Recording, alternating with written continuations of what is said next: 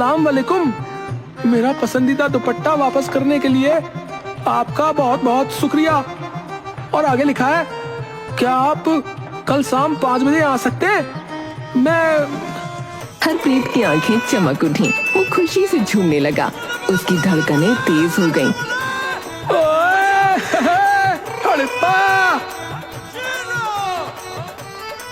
ए भगवान, ये लड़की भी कम नहीं है।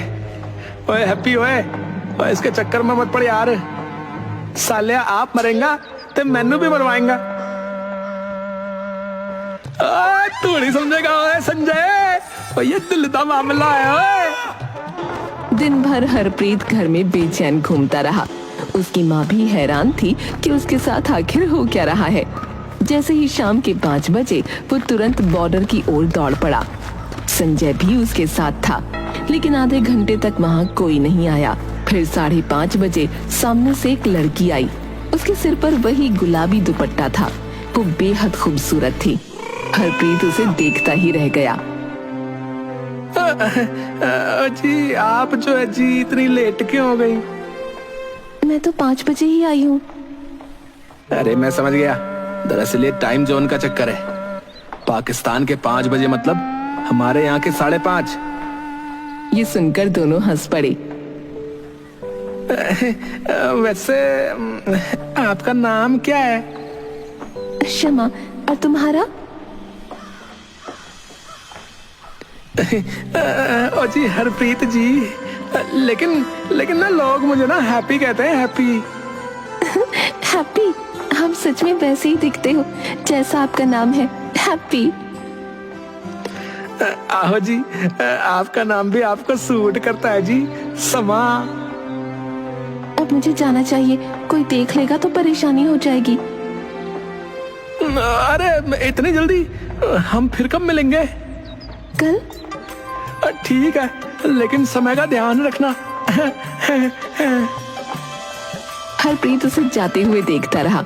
लौटते वक्त उसने संजय से कहा, ओए यार संजय, वो भैया यार जिसे मैं सपने में देखता हूँ, और मुझे लगता है कि मुझे उससे प्यार हो गया है यार।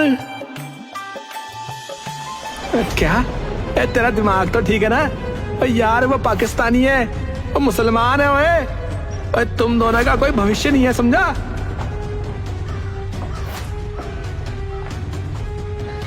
और यार प्यार में कोई शरत वरत नहीं होती यार। मुझे बस इतना पता है कि मैं उससे मिलना चाहता हूँ यार। और सोच ले यार हैप्पी, और यार ये आसान नहीं होगा। हरप्रीत प्यार में अंधा हो चुका था। अगले दिन उसने पाकिस्तानी टाइम के हिसाब से 5 बजे वहाँ पहुँचने का फैसला किया। जब वो बॉर्डर पर पहुंचा तो शमा वहाँ नहीं थी। उसे लगा कि शायद उसने टाइम जोन में गड़बड़ी कर दी। थोड़ी देर बाद शमा भी आ गई। लगता है वक्त में फिर गड़बड़ हो गई। हाँ, लेकिन अब तो मिल गए ना। इसके बाद दोनों के बीच धीरे धीरे और बातें होने लगी। हर दिन वो एक दूसरे से मिलने लगे और उनके बीच की दूरियां मिटने लगीं। प्यार का इजहार भी हो गया। और ईद आई तो शमा हरप्रीत के लिए शीर खुरमा लेकर आई। तुम्हारे लिए हमारी ईद की खास मिठाई मैंने अपने हाथ से बनाई है। शुक्रिया जी, शुक्रिया। ये तो बहुत ही स्वादिष्ट है जी। स्वादिष्ट मतलब? स्वादिष्ट मतलब लजीज, लजीज जी, लजीज। अच्छा, शुक्रिया। दिवाली पर हरप्रीत शमा के लिए मिठाई लेकर पहुंचा। ये लो जी, दिवाली का तोहफा। शुक्रिया। देखो मैंने दिया जलाया है। मेरी सहेली ने बताया था कि दिवाली पर दिए जलाते हैं। दिन गुजरते गए और होली पर दोनों ने एक दूसरे को गुलाल भी लगाया। होली मुबारक हैप्पी। तुम्हें भी समा। और फिर एक दिन अचानक शमा ने वहाँ आना बंद कर दिया। हरप्रीत रोज शाम को बॉर्डर पर जाता, लेकिन शमा नहीं आती।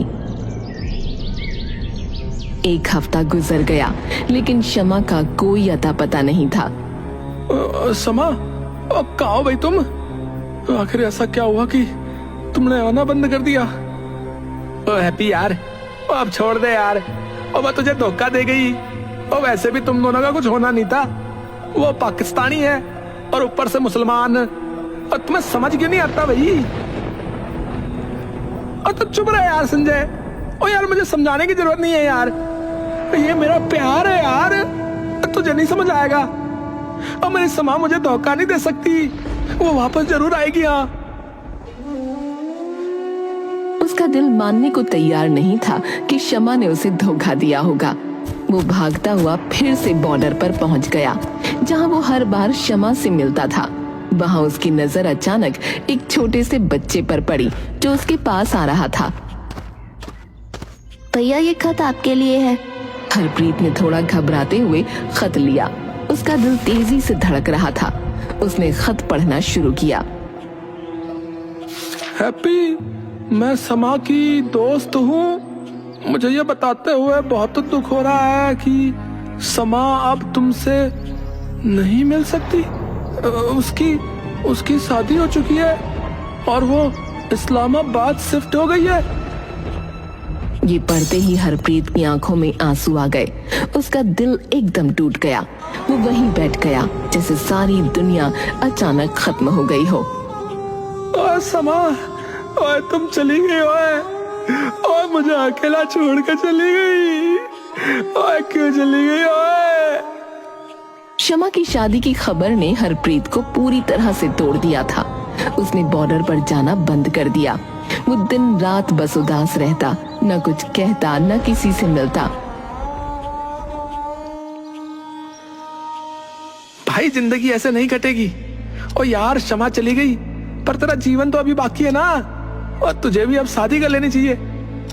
और नहीं यार संजय, अब मैं किसी से शादी नहीं करूंगा यार। मेरा दिल सिर्फ समा के लिए धड़कता था यार। और अब वो रही नहीं यार। बेटा, हम सब तेरे साथ हैं। तुझे जीना होगा, आगे बढ़ना होगा। लेकिन हरप्रीत तो पूरी तरह से टूट चुका था। उसे खुद नहीं पता था कि वो क्या कर रहा है।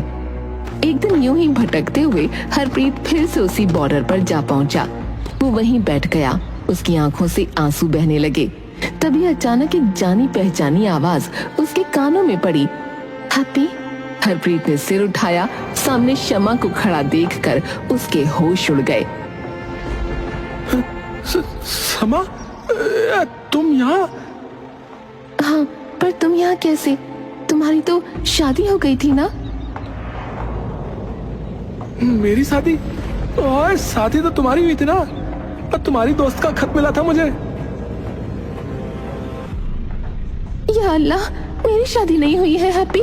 उसने हमें अलग करने के लिए झूठ बोला होगा।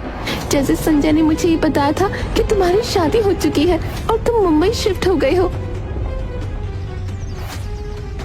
ओ यार, पर इन लोगों ने ऐसा क्यों किया यार? ओ यार, मैं संजय को छोड़ूंगा नहीं, बता रहा हूँ। गुस्सा मत करो हैप्पी, उनकी गलती भी नहीं है। वो हमारी हिफाजत के लिए ही सोच रहे होंगे, क्योंकि तुम हिंदुस्तानी हो और मैं पाकिस्तानी, तुम सिख हो और मैं मुसलमान। वो दोनों फिर से मिल गए, लेकिन किस्मत ने फिर से उन्हें अलग करने की तैयारी कर रखी थी।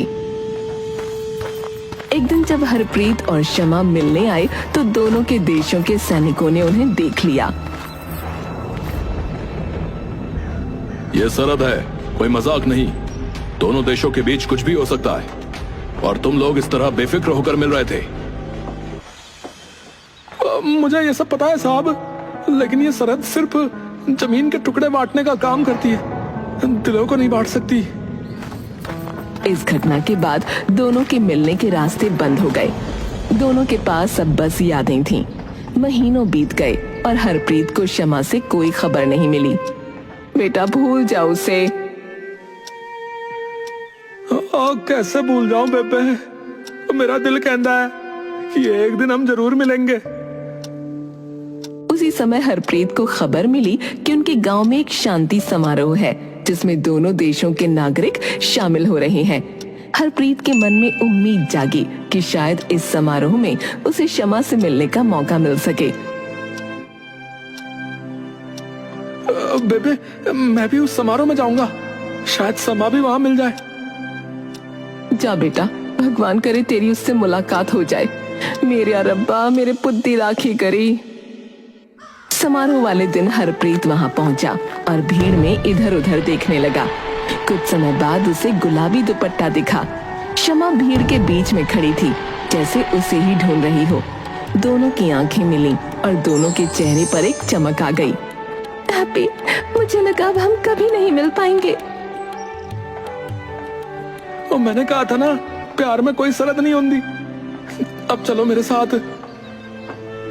हरप्रीत शमा को चुपके से अपनी साइड लाने की कोशिश करता है, पर तभी एक सैनिक उसे देख लेता है। अरे अरे, ये क्या कर रहे हो तुम? पीछे हटो। अचानक हिंदुस्तानी सैनिक हरप्रीत को और पाकिस्तानी सैनिक शमा को पकड़कर अपनी अपनी ओर ले जाने लगते हैं। समा, समा, समा।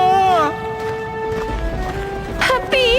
अचानक शमा एक सैनिक की बंदूक छीन लेती है और अपनी कनपटी पर रख लेती है। अगर मुझे हरप्रीत के बिना जीना पड़ा तो मैं यहीं अपनी जान ले लूंगी। उसकी आवाज में एक दर्दनाक गहराई थी जिसने सबको हिलाकर रख दिया। दूसरी तरफ हरप्रीत भी एक सैनिक की बंदूक छीन लेता है और सैनिकों की ओर तान देता है।